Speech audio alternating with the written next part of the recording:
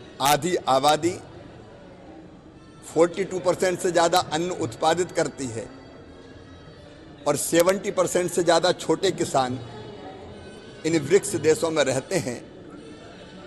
और ब्रिक्स देशों के एग्रीकल्चर मिनिस्टर्स की बैठक हमारे गौरव पवित्र सांस्कृतिक और ऐतिहासिक नगर इंदौर में हो रही है।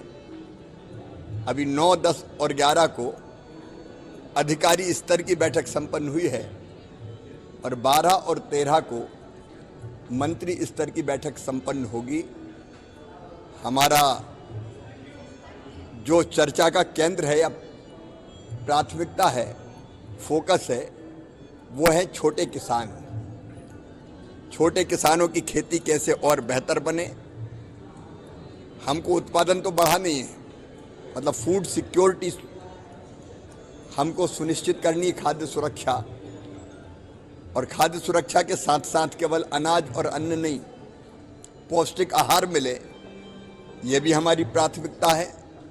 और इसके साथ साथ किसान की आय बढ़े, आजीविका बेहतर हो, इन पर विचार चल रहा है।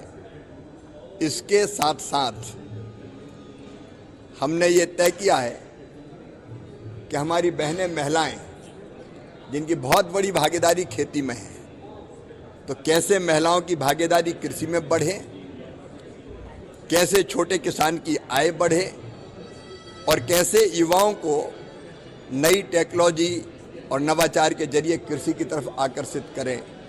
क्लाइमेट चेंज, जलवायु परिवर्तन, डिजिटल एग्रीकल्चर, खेती में टेक्नोलॉजी का और उपयोग, ये भी हमारे सोच के केंद्र में है।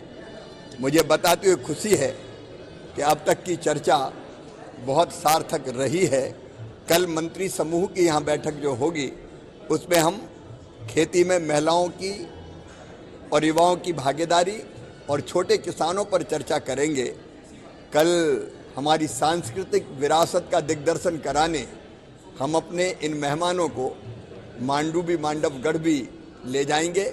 हमारी संस्कृति, हमारी परंपराएं, हमारे जीवन मूल्य, हमारी लोक कलाएं, उससे भी परिचित कराने का काम करेंगे।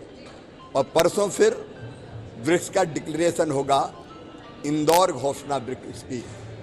और मुझे विश्वास है कि सार्थक दिशा में चर्चाएं चल रही है।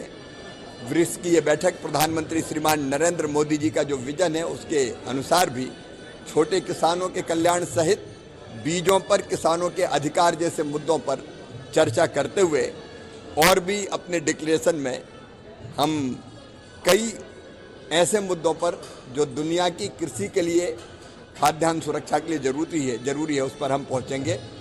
विदेश से सभी देशों से पधारे हुए अतिथियों का हार्दिक स्वागत।